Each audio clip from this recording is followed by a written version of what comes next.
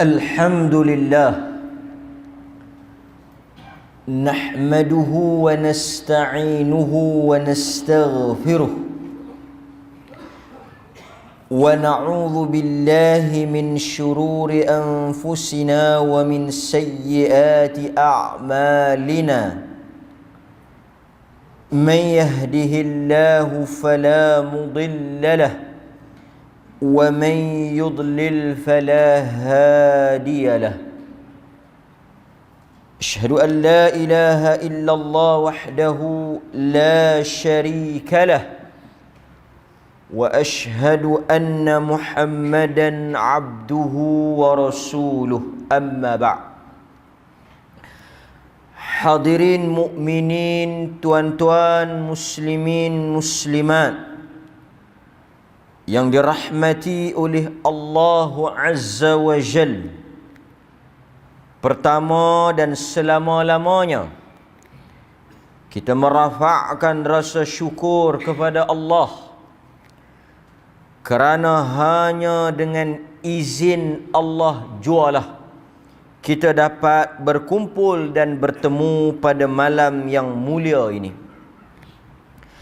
Hadirin mukminin, tuan-tuan muslimin muslimat yang dirahmati oleh Allah Subhanahu wa taala, malam ini kita akan menyambung semula pengajian kitab kita daripada kitab Syu'abul Iman, cabang-cabang iman, dan malam ini adalah sambungan daripada bab yang sebelumnya, iaitu bab beriman kepada mahsyar ataupun beriman kepada adanya hari kebangkitan. Malam ini topik dan tajuk yang akan kita bincang adalah berhubung dengan Al-Mizan. Al-Mizan bermaksud neraca atau penimbang yang akan dibentangkan oleh Allah pada hari kiamat, bertujuan untuk menimbang di antara amalan salih al-hasanah yang kita lakukan dan juga amalan sayyi'ah ataupun keburukan maksiat yang kita kerjakan. Tuan-tuan hadirin mukminin, kalau kita rujuk kepada pandangan atau pendapat yang dikemukakan oleh Al-Imam Al-Qurtubi dalam kitabnya At-Tadhkirah, Al-Imam Al-Qurtubi menyebut bahawa Al-Mizan ataupun proses kepada timbangan ini berlaku selepas daripada hisab. Apabila kita dibangkitkan oleh Allah pada hari kiamat nanti, kita akan melalui beberapa proses ataupun peringkat sebelum kita masuk ke dalam syurga. Di antara perkara yang pertama yang akan berlaku, yang juga kita sebut hari kiamat ini dengan nama Yaumul Hisab. Yaumul Hisab. Perkara pertama yang disebut oleh para ulama, kita akan dibangkitkan oleh Allah, kemudian kita akan dihitung ataupun dihisab amalan kita seorang demi seorang. Apabila selesai proses hisab ini, setiap amalan kita diperiksa, kemudian disoal dan dijawab, dihalusi satu demi satu, barulah kita berpindah ataupun kita pergi kepada peringkat yang kedua yang dia panggil dengan nama Al-Mizan. Al-Mizan bermaksud timbangan, yang mana disebut dalam hadis Nabi sallallahu alaihi wasallam, Al-Mizan yang dibentangkan oleh Allah mempunyai dua neraca ataupun dua bahagian. Satu untuk diletakkan atau untuk menimbang amal saleh. Manakala yang kedua untuk menimbang dosa dan juga maksiat yang kita lakukan. Apabila kita merujuk kepada Al-Quran, jelas kepada kita keimanan kepada Al-Mizan thabit dan disebut dengan jelas di dalam Al-Quran dan hadis Nabi sallallahu alaihi wasallam. Maksudnya di antara akidah ahli sunnah, keimanan ahli sunnah bahawa di padang mahsyar nanti salah satu daripada perkara yang akan kita tempuh adalah Al-Mizan. Di antara dalil, keterangan yang jelas, hujah yang menyatakan adanya Al-Mizan, dan malam ini kita akan bercakap tentang Al-Mizan, dan jika tuan-tuan ada soalan boleh kemukakan berhubung dengan Al-Mizan. Di antara dalilnya Allah Subhanahu wa taala menyebut dalam surah Al-Anbiya ayat 47. Dalam surah Al-Anbiya ayat 47. Wa nada'ul mawazin al-qista liyawmil qiyamah fala tudlamu nafsun syai'a wa in kana mithqala habbatin min khardal atayna biha wa kafa bina hasibin.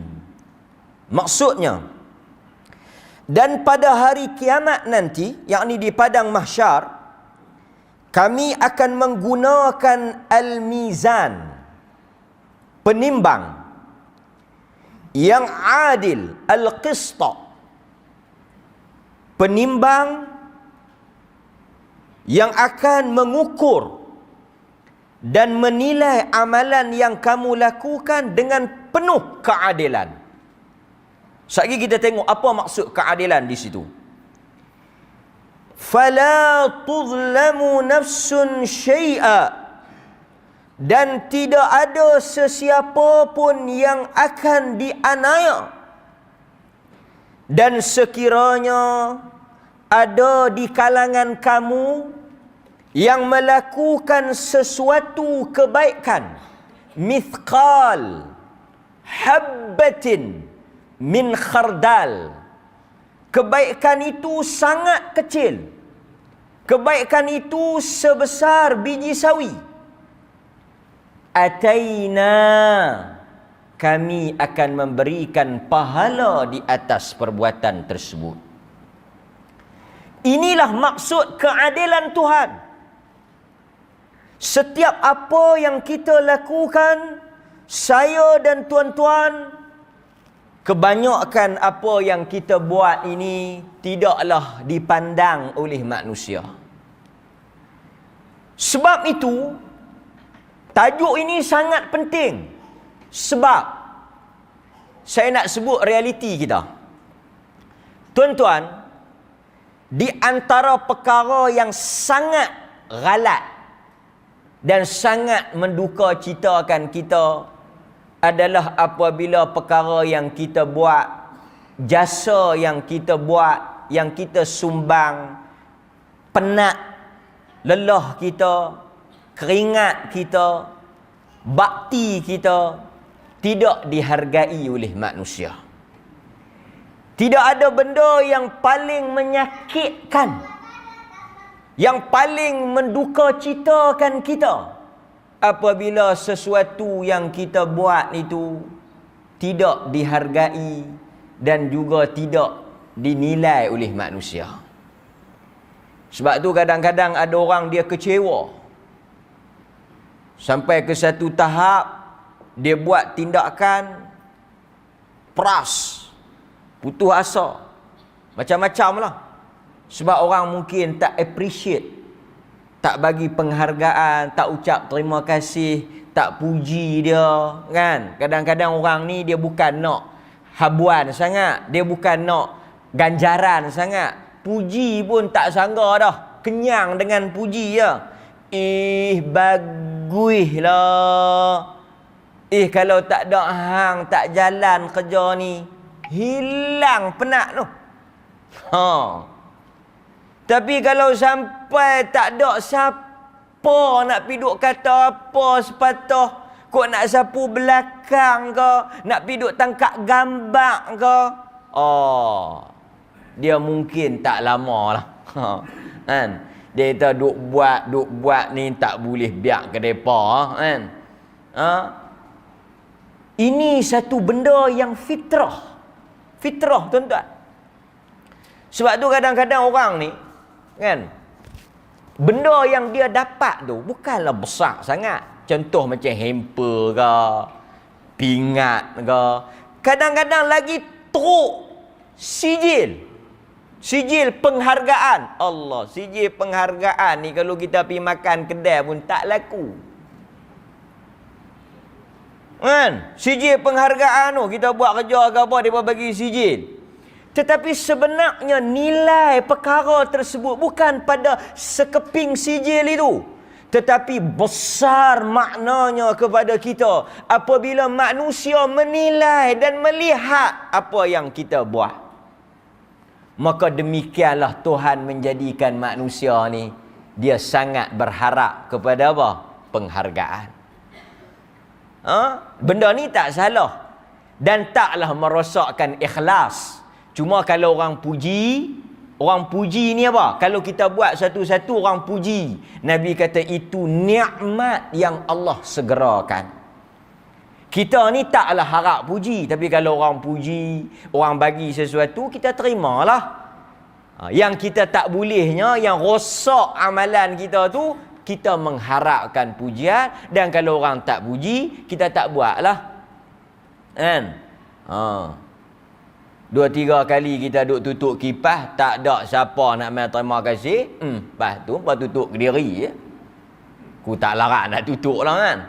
Tapi kalau dia tutup, hang ni, kutuk fikir kalau hang mati siapalah nak tutup kipas ni. Pakai tak tutup ke sudah? Dia tak apa, lagi duk boleh berjalan mai saya tutup. Tu dia. Dia rasa tu.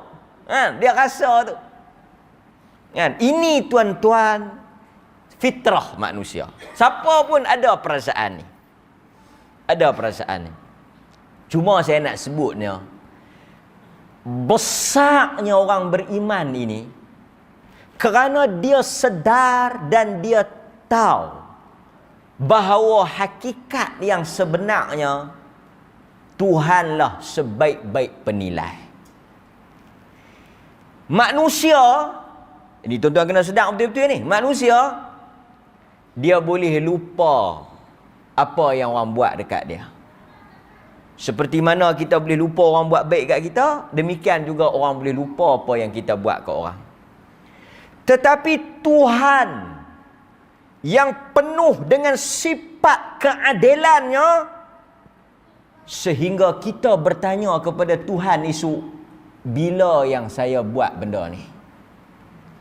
Nabi cerita apabila Allah bentangkan, Allah buka buku catatan kita, kita tengok buku amalan kita, kita tanya Tuhan, bila yang saya buat benda ni? Tak perasan pula kata ada yang buat. Demikian Tuhan itu melihat apa yang kita buat. Allah menyatakan dalam Al-Quran, wa qul i'malu fasayarallahu 'amalakum. Ni macam depa yang duk rakam ni. Yang popular siapa dia? Yang orang kenal siapa dia? Saya. Depa kan orang kenal. Gambar yang masuk, yang ramai duk tengok tu, yang pi mana orang duk teguk tu, yang kadang-kadang kita pi tang mana pun orang duk senyum kat kita. Kalau perempuan tak apa, kalau jantan kita takutlah juga. Duk tengok, duk senyum kat kita. Lepas tu dia kata, ustaz, kita pun, ya Allah, lama tak nampak, tak kenal pun. Nampak? Tetapi Allah kata tidak menjadi perhitungannya. Allah kata, wa qul i'malu. Kamu buatlah amalan tersebut. Walaupun manusia tidak melihatnya, manusia tak tahu siapa di belakang tabir. Fasayarallahu amalakum wa rasuluh. Allah kata dia, Rasulnya dan orang beriman akan melihat kerja itu. Maka sebab itu tuan-tuan, saya menasihatkan diri saya, marilah kita ubat kekecewaan. Ni setengah-setengah kan, kadang-kadang letihlah kita berjuang ni, dah menang daripada tak ingat kat kita. Demikianlah manusia. Demikian manusia, tak payah kata orang politik, ustaz ke siapa ke kan. Bila kita dah berhasil benda tu, selesailah kan. Demikian manusia. Tapi Quran kata apa? Untuk ubat kekecewaan kita tu, kita tahu Tuhan tak lupa kerja kita. Dan esok pada hari akhirat Allah akan timbang. Letih tuan-tuan, kalau kita buat tak boleh apa-apa tu orang tak ingat kat kita. Kecewa. Geram pun ada, marah pun ada. Menangis kita. Tapi kita tahu Allah kata wa nada'ul mawazin.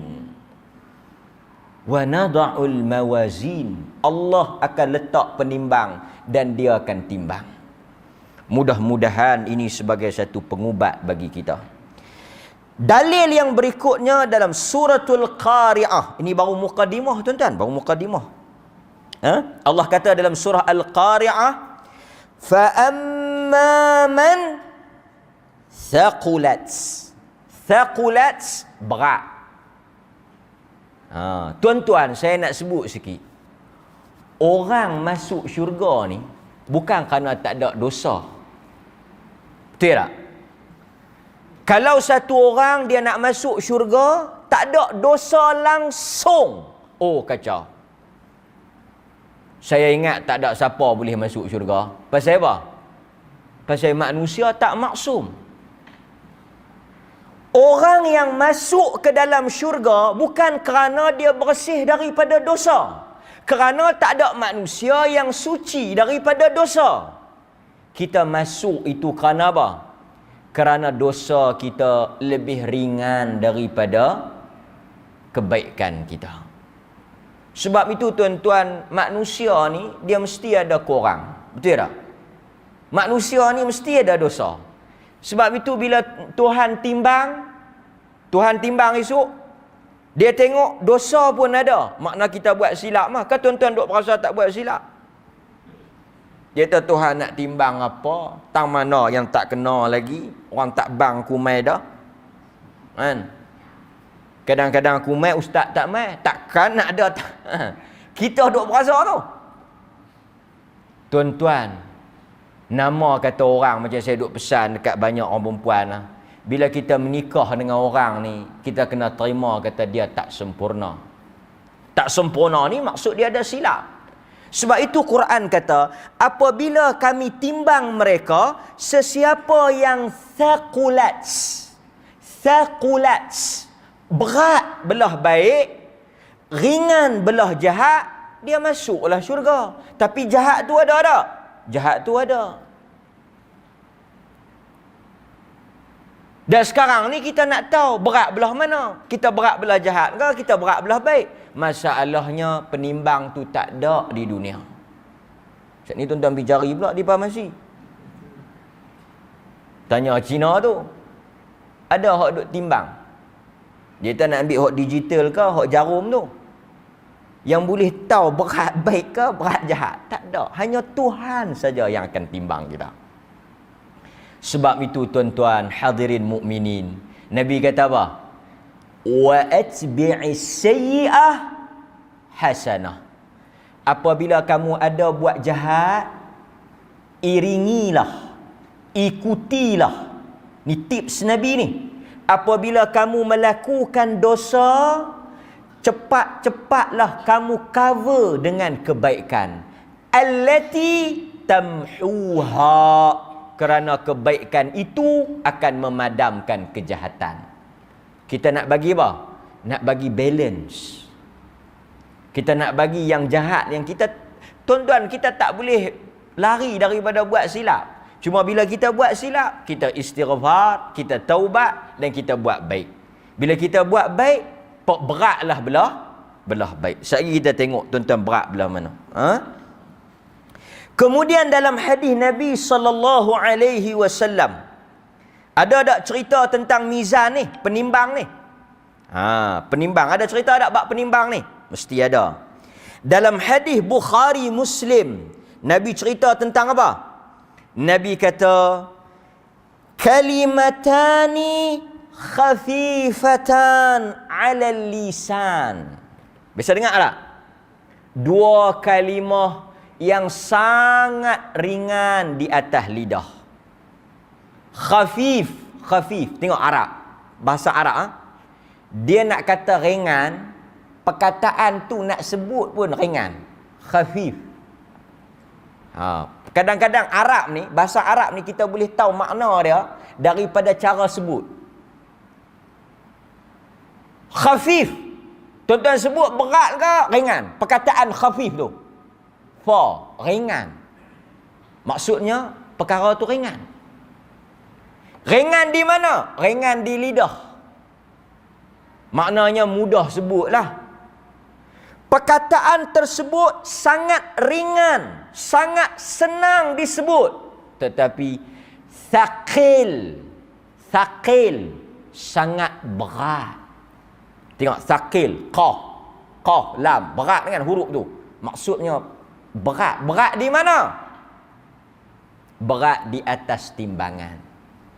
Maknanya perkataan tu bila Allah angkat esok ni, letak atas mizan, berat mizan kita. Wa habibatan ila rahman, dan Tuhan sangat cinta. Apa dia perkataan tu tuan-tuan? Subhanallah wa bihamdi, subhanallahil azim. Adakah siapa tergeliat-lihat sebut perkataan tu? Tercabut gigi palsu ke? Bersembok ayat liak ke sebut? Tak ada. Maksudnya mudah. Subhanallah wa bihamdi, subhanallahil azim. Dua perkataan itu letak di atas penimbang, berat. Hadis ini kata ulama menunjukkan adanya apa?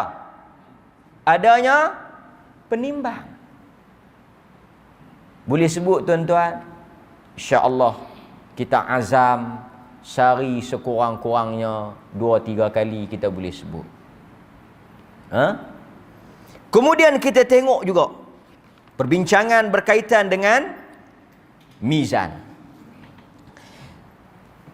Ada kelompok mubtadi'ah, yakni kelompok yang sesat, yang terkeluar daripada ahli sunnah. Mereka menolak adanya mizan. Mizan ni besar ke tak? Tuan-tuan, besar mana mizan ni? Kita tengok sedikit dalam hadis yang diriwayatkan oleh Imam Ahmad.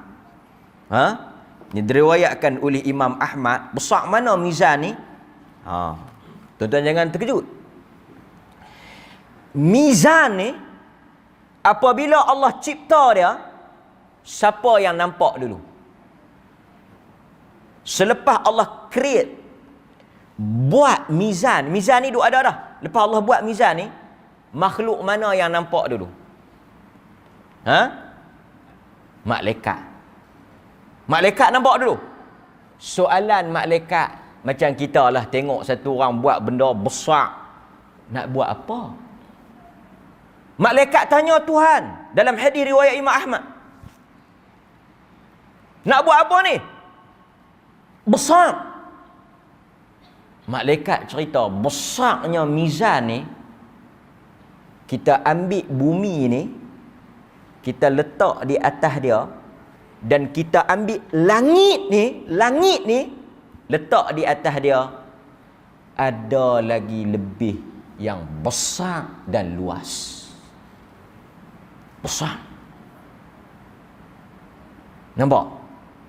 Diletakkan langit, al-ard was-sama', langit dan bumi ni kok-kok dah penuh dah. Tok-tok tu penuh dah, penuh penimbang tu. Dalam hadis tu malaikat kata ada ruang lagi. Besarnya mizan. Sangat besar. Sebab itu kita kena beriman. Walaupun pada pandangan kita adakah penimbang besar tu, boleh letak bumi luas lagi. Ada benda apa yang boleh pegang bumi? Maka kata Sufyan bin Uyainah, seseorang itu dikatakan ahli sunnah sekiranya dia beriman kepada 10 perkara. Sesiapa yang nak jadi ahli sunnah, kita cek 10 benda. Kata Imam Sufyan bin Uyainah. 1. Apa dia? Dia beriman kepada takdir. Al-qadha wal qadar. Yang kedua, dia mendahulukan Abu Bakar di atas Umar. Kalau kamu nak tahu dia ahli sunnah, yang pertama dia beriman kepada takdir, yang kedua dia beriman Abu Bakar itu lebih daripada Umar. Sebab kalau dia tolak Abu Bakar, dia Syiah. Ini cara kita nak cek. Yang ketiga, dia beriman adanya al-haud. Apa dia al-haud? Telaga. Nombor 3. Yang keempat, dia beriman adanya syafa'ah, yakni syafaat. Yang kelima, dia beriman adanya mizan. Yang keenam, dia beriman adanya sirat, yakni titian sirat. Dulu ada orang tolak sirat. Dia kata sirat ni mana ada? Sirat ni cuma simbol saja. Antara golongan yang tolak sirat, Mu'tazilah. Tuan-tuan baca tak sirat ni, dia kita nanti bila sampai masa ni kita bahas. Yang seterusnya, dia beriman bahawa iman bukan sahaja cakap di mulut, tetapi dia juga melibatkan perbuatan. Al-Quran kalam Allah, bukan makhluk. Dia beriman adanya azab kubur. Dia beriman adanya kiamat. Jika ada 10 perkara ini, dia adalah daripada kalangan ahli sunnah. Jadi sebab itu kita bincang berkaitan dengan Al-Mizan pada malam ini. Kemudian tuan-tuan, kita tengok pula hadis Nabi sallallahu alaihi wasallam tentang dahsyatnya ataupun beratnya Al-Mizan. Sangat menakutkan berkaitan dengan Al-Mizan ni. Kalau boleh kita tengok sikit. Kok tuan-tuan berasa kan, mizan ni dia nak timbang kita. Antaranya hadis yang diriwayatkan daripada Aisyah radhiyallahu anha.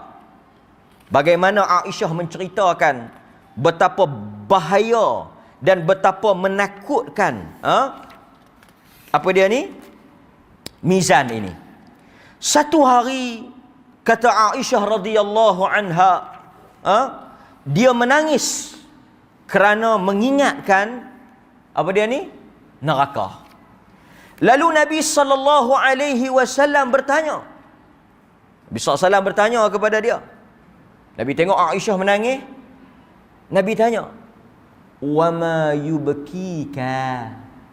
Kenapa kau menangis? Tak tahu sebab, tiba-tiba dia menangis. Aisyah kata, "Aku menangis kerana aku takutkan neraka." Kata Aisyah, "Aku menangis kerana aku teringat tentang neraka." Aisyah tanya Nabi, "Esok pada hari kiamat, Rasulullah teringat tak kat kami ahli keluarga ni?" Maksudnya kalau Nabi teringat, legalah sikit. Nabi duk ingat, Nabi tolonglah kan. Teringat tak di padang mahsyar nanti, Nabi teringat dekat anak-anak isteri apa keluarga, kaum keluarga ni teringat tak? Nabi sallallahu alaihi wasallam sebut ada 3 tempat. Ada 3 tempat manusia tak akan peduli dan tak akan teringat kepada keluarga mereka. Nabi sebut dekat Aisyah ada 3 tempat manusia tak ingat pada keluarga. Pasal apa? Tuan-tuan pergi pasar malam ataupun tuan-tuan pergi pasar raya, tuan-tuan boleh terlupa anak bini pasal apa? Pasal tuan-tuan mungkin terkejut, teralik duk tengok benda depan mata kan. Nabi cerita ada 3 tempat bila manusia tengok tak teringat keluarga. Di padang mahsyar 3 tempat. Pertama kata Nabi, bila tuan-tuan? Nombor 1 Nabi kata, manusia tak akan ingat, tak akan peduli dan tak akan sedang tentang keluarga apabila berada di tempat pemberian kitab, buku catatan. Apabila manusia dikumpulkan untuk diberikan fa'amma man utiya kitabah, nak bagi buku ni, waktu tu kita tak teringat kat keluarga. Kata Nabi yang dia teringat apa? Dia duk tengok buku tu nak mai kok belah mana. Sama ada kok belah kanan, kok belah kiri, atau satu lagi kok mana? Kanan, kiri, belakang. Dia duk tengok hak tu nak boleh kok mana, dia tak teringat kat keluarga. Kata Nabi, itu tempat yang pertama. Besar. Sebab tak teringat. Kata Nabi, tempat yang kedua. Tempat yang kedua yang apabila manusia berada, tidak ada dalam ingatan mereka, tak ada dalam fikiran mereka, keluarga. Ketika mereka hendak ditimbang. Mizan. Sebab itu kita cerita hadis ni. Ketika manusia berada di tepi mizan, melihat mizan, menanti untuk ditimbang, keluarga sudah tidak ada dalam kamus hidup dia. Tak ada nak teringat bini nak timbang mana, anak lepas tak lepas. Nabi kata dia duk tengok lagu mana dia nak selamat. Yang terakhir, tempat yang manusia tak peduli dan tak teringat keluarga, di atas titian sirat. Ini 3 tempat di padang mahsyar, tidak ada ingatan tentang keluarga. Hadirin mukminin.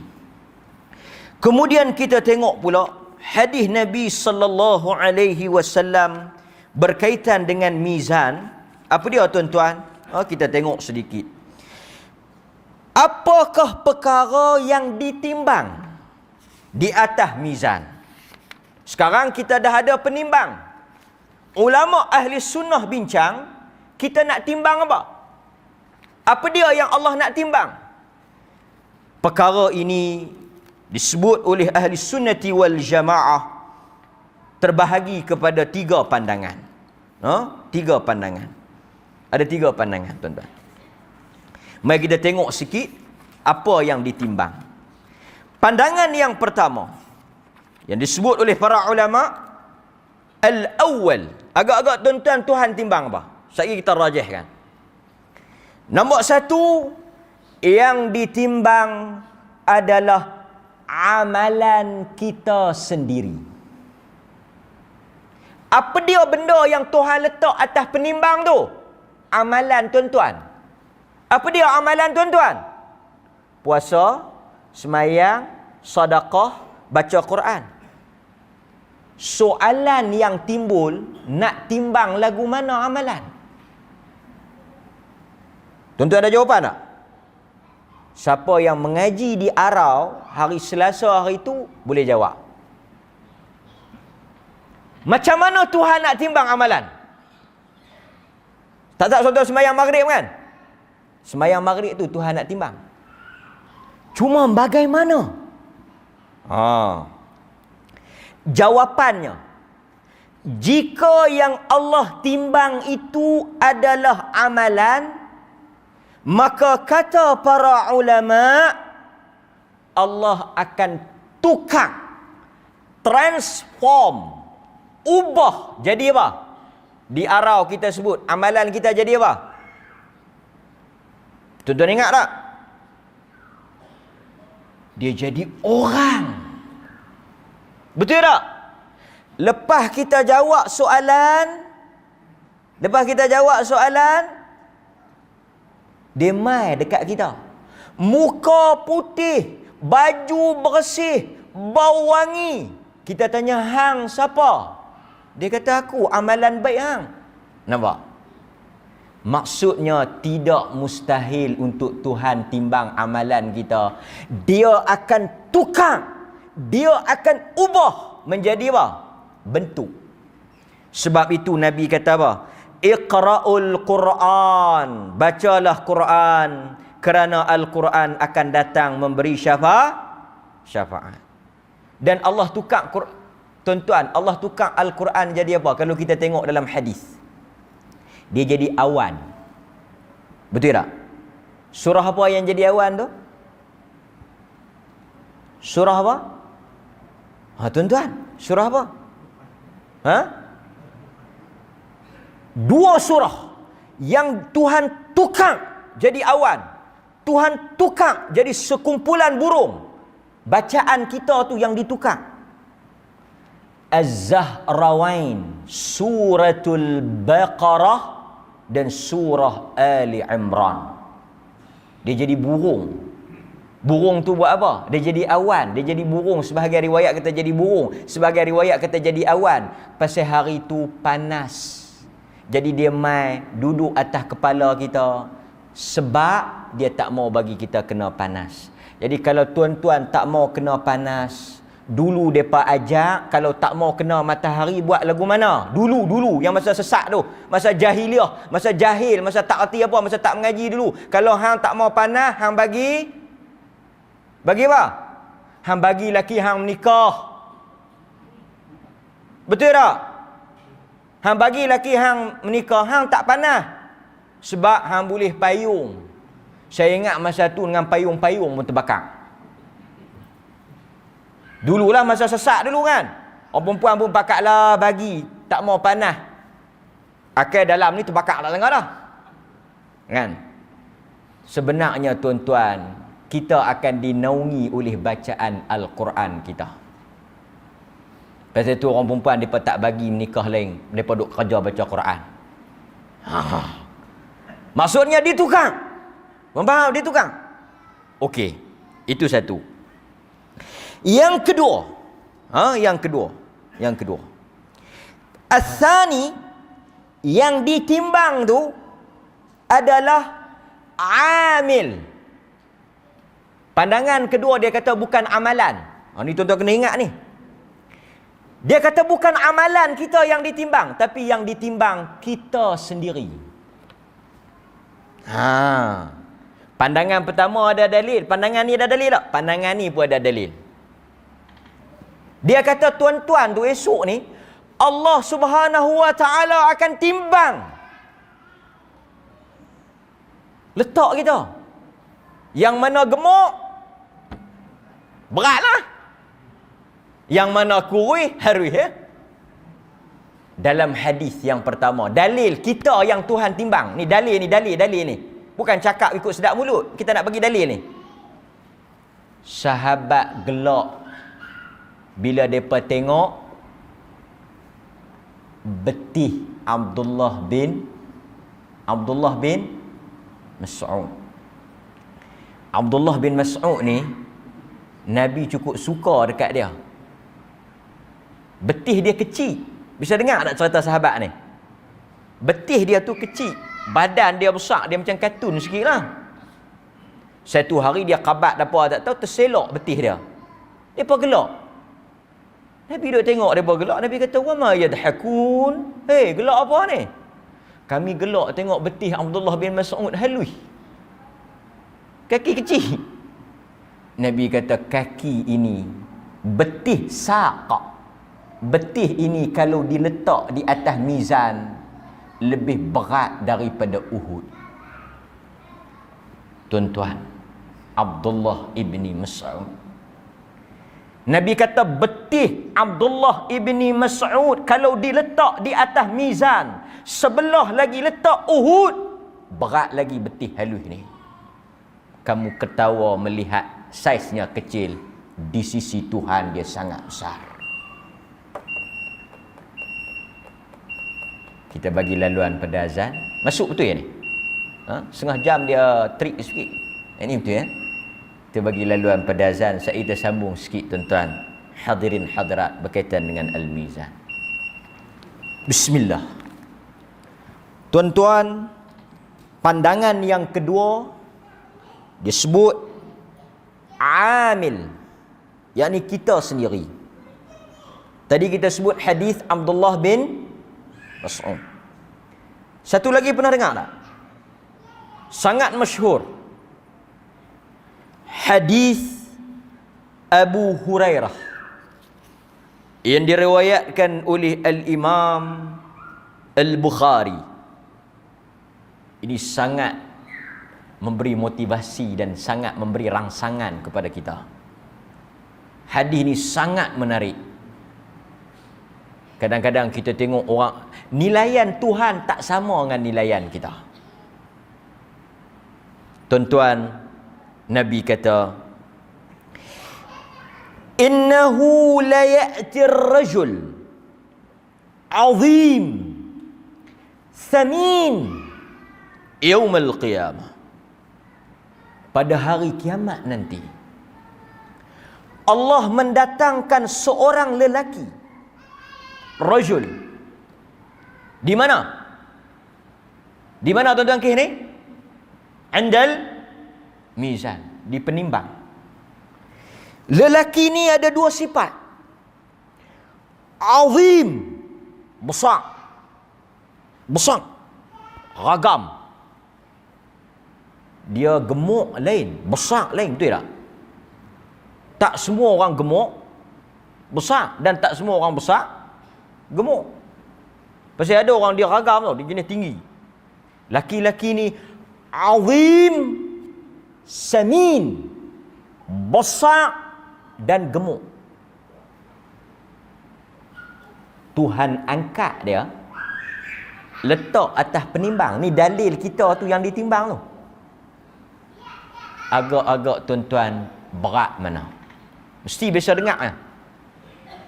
Nabi kata apabila diletakkan orang yang sangat besar, sangat gemuk, kita tengok, oh ini mesti first class punya syurga lah. Tengok ke gaya tu sakan lah. Oh, kan? Ini kalau letak pasal penimbang. Tapi tuan-tuan, sangat mengejutkan. Nabi kata apabila ditengok kepada hasilnya, orang yang gemuk dan besar ni, tahu dia punya timbangan, dia kadar apa? Dia macam padi tu, padi yang awak nampak goh, timbang-timbang tak ada apa. Padi apa? Padi angin tu. Lepas tu saya duk pesan, kalau sebelum pergi timbang tu, rendam dulu layak, baru pergi timbang. Nampak tu dia, timbang-timbang, tak ada apa. Dia macam tu lah laki-laki ni, sebiji macam tu. Nampak goh, kosong. Tuan-tuan tahu Nabi kata, bila dia timbang, berat mana? Berat mana? Kita bila dengar perumpamaan yang Nabi guna tu, kita tak terbayang. Sangat takut tu. Sangat kita takut tuan-tuan. Kita berasa besar, kita berasa banyak. Tak cecah sebelah sayap. Sayap apa? Paling ringan. Nabi kata tak cecah, tak sampai pun. Janah ni sayap. Ba'udah, nyamuk. Hadis Bukhari. Satu orang lelaki azim, samin, besar, gemuk, tetapi timbangannya di penimbang Allah, pada nilaian Allah, pada neraca Allah, tidaklah lebih berat. Maknanya apa? Kalau ambil sayap nyamuk tu, tuan-tuan tangkap kot ada nyamuk, tampak mai, cabut sayap dia sebelah aja, jangan dua belah, sayap sebelah. Tuan-tuan pitak atas penimbang, berat lagi sayap nyamuk tu. Ma'adallah, wallahul musta'an. Wallahul musta'an. Mudah-mudahan Allah Ta'ala tolong kita. Itu perkara yang kedua. Perkara yang ketiga yang ditimbang apa dia? Tadi kita kata amalan itu sendiri, perbuatan tu. Yang kedua pelaku dia. Yang ketiga pandangan yang dianggap kuat, rajih. Dan ini merupakan pandangan jumhur ulama ahli sunnah, iaitu sebenarnya, hakikatnya yang ditimbang adalah buku catatan kita. Buku catatan. Mesti ada dalil. Bukan boleh cakap saja. Mesti ada dalil. Dalil dia apa? Kita baca sikit. Dalil dia sangat menarik. Maksudnya bukan amalan tuan-tuan lah. Bukan tuan-tuan, tapi buku. Buku. Kan buku? Buku catatan. Ini pandangan majoriti ahli sunnah. Dalil dia? Inna Allah sayukhallis rajulan min ummati ala ru'usil khalaiq yaumal qiyamah. Tuhan akan panggil satu laki-laki yang terpilih, selected person. Bukan semua, seorang. Siapa dia Tuhan pilih tak tahulah. Tapi kalau tuan-tuan dengar, tuan-tuan berdoa jadi dia lah. Tapi saya ingat tak payah kot. Pasal dia ada pro dengan con. Bagus juga jadi dia ni. Tapi sayau juga. Tuan panggil. Fayanshuru alaih tis'atan wa tis'in. Tis'ah wa tis'in. Arab ni dia pelik. Kita sebut 99. Dia sebut 9 dulu. 9 dan 90. Bila sebut 9 dan 90 maknanya 99 lah. Bila laki-laki ni mai berdiri, mungkin kita. Pasal dia tak tahu laki-laki mana. Dia dibawa kepada dia sijilat, dia punya rekod catatan dosa. Dia pasal dosa dengan pahala ni dia tak tulis sekali. Tis'ah wa tis'in, 99 keping. 99 keping tu. 99 keping tu ada tak baik tak? Pure, puli, semua jahat. Itu baru banyak. Besar mana? Tuan-tuan tanyalah, besar mana buku tu? Maddal basar, sebesar mata memandang. Dah 99. Sekeping tu saja, jauh mana mata memandang sampai tahun tu. Semua dosa. Tuhan ambil, bagi kat dia. Dia pun tengoklah. Tuhan kata apa? Ini tuan-tuan, mizan ni. Saya nak habaq kat tuan-tuan ni. Kita lah di Malaysia, di mana-mana ya. Dia punya prinsip tahu apa dia? Seseorang itu tidak dikatakan bersalah sehinggalah dibuktikan bersalah. Maknanya kalau tuan-tuan tuduh saya, kena lawan dulu di mahkamah. Lagi mahkamah kata tak ada salah, tak salah tau. Ni yang kita nak lawan ni siapa dia? Yang kita nak pergi duduk berdebat ni Tuhan. Agak-agak tuan-tuan, kalau kerajaan tangkap tuan-tuan, buh dalam jail tak bicara, salah. Tuan-tuan boleh saman kerajaan. Menahan tanpa alasan. Tapi kalaulah tuan-tuan mangkit esok, Tuhan pegang tauk dalam neraka, agak-agak nak boleh kata apa? Agak-agak pilah. Mangkit-mangkit tak tahu kata apa kan. Baru-baru keluar daripada lubang kubur, duk gabuih-gabuih mata. Pasal baru mangkit daripada kubur ni macam baru mangkit. Tidur kita duk gabuih-gabuih mata, tak tahu malaikat sambar tauk dalam neraka. Sepatah tak cakap apa. Kita akan protes. Mana Tuhan main nak jumpa Ustaz? Apa pasal tak tahu aku? Kita tak boleh petikai malikiyau. Hari itu dia punya. Tapi nak habaq kata Tuhan ni adil. Dia bagi peluang dulu tu. Dia panggil kawan tu, dia kata apa? Tuan dah tengok. Dia kata apa? Ha? Atunkiru min hadha syai'. Ni. Ada tak hang nak protes apa-apa kut malaikat silap, hak hang tak buat dia pi tulis juga. Tu. Atunkir. Ada tak hang nak engkar atau hang nak bagi tahu yang ni tak ada ni, bila yang buat ni pasal apa pi tulis bagi kata ada ni. Kan macam kita lah, kita tak buat dia pi tulis buat. Tuhan tanya ni. Tuhan bagi peluang ni. Kah kut kita boleh perbetul. Dia kata ni hak satu ni tak ada ni, tolak ni pasal apa ni. Jangan duk buat pasal ni, jangan duk tuduh tak tahu Allah. Tuan-tuan tahu dia kata apa? Dia kata, Tuhan kata apa? Takut-takut malaikat buat naya kat hang. Tu bahasa Tuhan tu. Adzalamaka katabati yalhafizun. Manalah tahu boleh jadi yang tulis tu buat naya, zalim. Cek betul-betul sebelum kita nak hukum ni. Dia kata la ya Rab. Dah betul hak semua hak yang dia tulis tu dia buat. Okey, clear. Tuhan hukum tak? Tak. Lepas dia mengaku, kita kadang-kadang lepas kena tangkap, orang tanya baik mengaku. Baik mengaku. Lepas mengaku selalu orang tanya apa? Mula dia kita buat, katalah kita main curi ni, tangkap. Lepas dia tangkap kita kata, hang buat apa? Jangan tak mengaku pula. Ni dia Tangan duduk dalam tabung, tak mengaku lagi. Tangan duduk dalam tabung. Hang curi dah? Tak. Tangan duduk seluk dalam tabung, duk kata tak lagi. Ya Rabbi. Takkan tangan tu imam? Mengaku. Dia mengaku kan? Tuhan tanya, alaka uzrun? Maha suci Tuhan. Adakah apa-apa alasan, excuse hang buat ni? Kuk-kuk lah hang terpaksa ke, hang tak sedap ke, hang terlupa ke yang hang buat silap ni. Ada apa-apa alasan kita nak pemaaf buang ni? Dia kata, la ya Rab, tak ada alasan apa, memang dia jahat buat tu. Memang dia jahat. Tuan-tuan, kalau kita orang ni, dia duduk pusing mai pusing, tapi manusia ni dia pusing lepas. Pusing mai pusing pi, orang buka CCTV lagu muka saya ni. Kan? Dia kata betul ustaz tu ceramah malam kata lagu tu. Saya kata saya tak kata. Saya tak ceramah, orang lain kot. Boh lagu ni terpampang nak kata apa. Kalau audio kot orang boleh kata, orang buat suara saya. Ni audio dengan gambar apa semua. Kita agak-agak kalau lagu ni lah kita nak kata apa. Tak payah timbang lah ya Allah. Tahu terus lah. Timbang pun buang masa. Tak ada harapan. 99. Tiba-tiba Tuhan kata, nanti dulu Ustaz. Ada hak baik.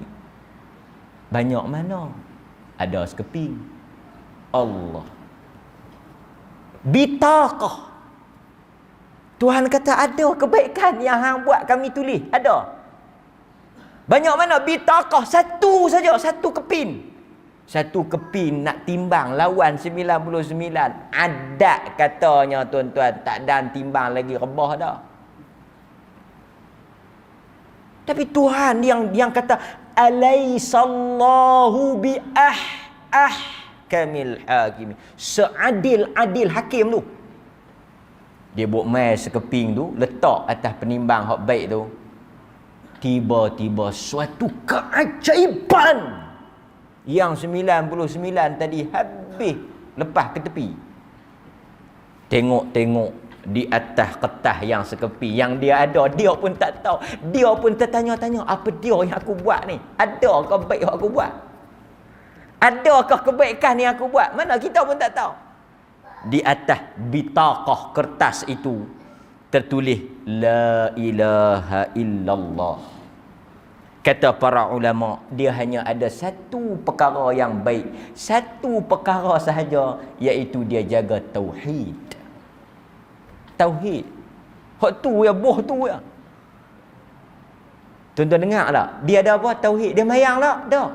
Puasa tak? Dah. Pasal apa? Ada sekeping. Sekeping tu tak tulis mayang, tak tulis puasa, tak tulis zakat, tak tulis haji, tak tulis umrah, tulis tauhid. Tuan-tuan ada tauhid tak? Takkan sekeping.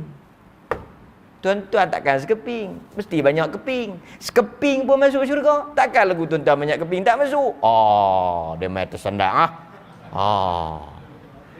Dia kata aku ni kan 6 tahun berturut-turut AJK masjid ni, berapa puluh keping aku tak tahulah. Kan? Tersandak tak?